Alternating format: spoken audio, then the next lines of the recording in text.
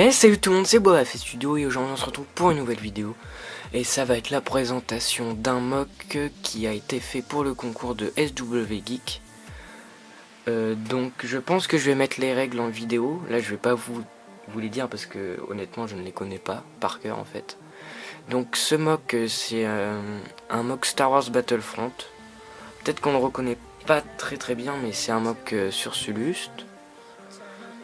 Donc je vais vous faire la présentation du mock comme d'habitude général à l'oral et puis ensuite le petit diaporama à la fin comme d'habitude.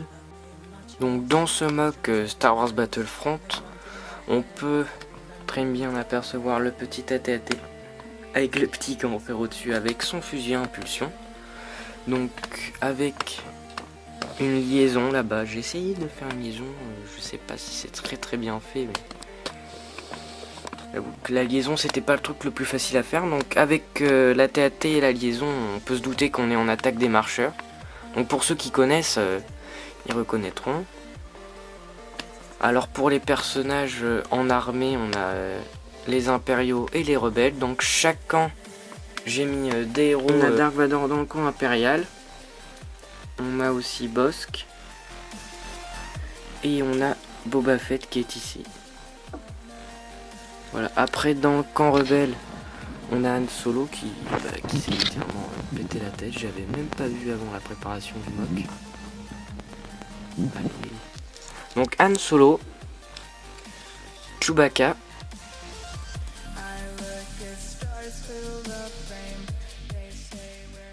et Luke Skywalker. Obligé de le mettre, hein. C'est comme Dark Vador et Luke, on est obligé de les mettre. Donc après j'ai mis quelques armes et quelques cartes des étoiles qui sont reconnaissables à Star Wars Battlefront. Par exemple sur Buzz on peut voir que c'est son Red Bee V10. Pour ceux qui connaissent Star Wars Battlefront.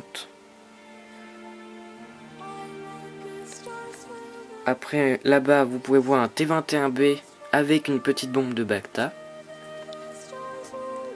Là j'avoue que cette arme ça peut représenter la sulfateuse. Ça peut aussi représenter un T-21 je pense. Plus T-21, donc les Stormtroopers sont aussi un Stormtrooper volcanique. Donc on a la petite épaulette noire avec le pactage à l'arrière. Ici on a un Stormtrooper avec un jetpack et une épaulette orange. Avec un scattergun ou un fusil à dispersion. Ensuite ici on a un CE14 avec un skin de Shadow Trooper. Alors là c'est un Stormtrooper tout simple, hein, on va pas se cacher. Et là-bas on a le DH17, voilà. Donc là ils sont un peu en train de se faire défoncer, mais bon. Avec la petite vague de force de Luke, ça fait toujours plaisir. Dans le camp rebelle on peut trouver un EE3 là-bas, un DH17. Donc j'ai mis un peu tous les skins de Star Wars Battlefront qu'on peut trouver. Là-bas on a un garde de Bespin avec le blaster rhodien. Je ne sais plus exactement son nom. Ici on a un fusil à pompe. Là-bas on a un droïde sonde, donc qui fait partie des cartes des étoiles. Ici on a un canon blaster qui tire directement sur les rebelles. Là-bas on a un A280C avec une petite bombe de Bacta. Un T-21B avec un jetpack qui est en train de décoller. Et puis je crois qu'on a fait le tour des armes et des personnages.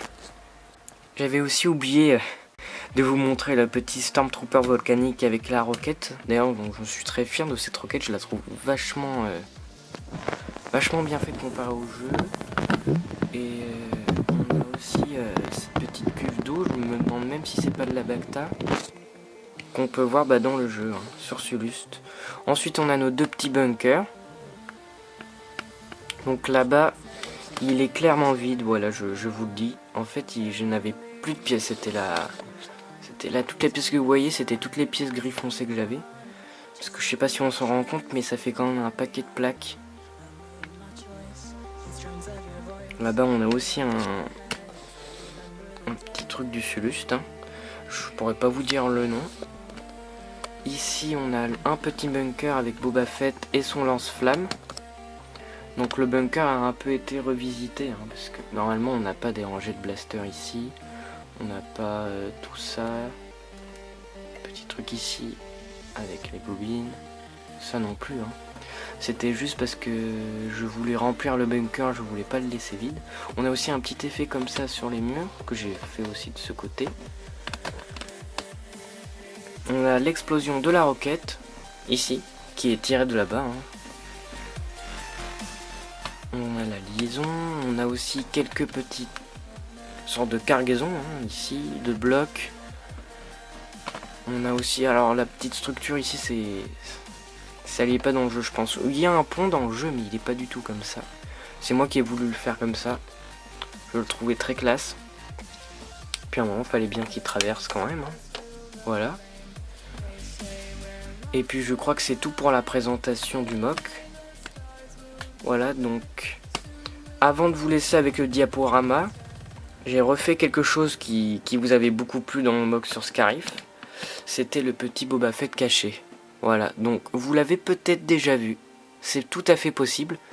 Donc ce coup-ci, je vais pas numéroter toutes les diaporamas, parce que c'est tout simplement beaucoup trop long. La dernière fois, ça m'a pris je sais pas combien de temps.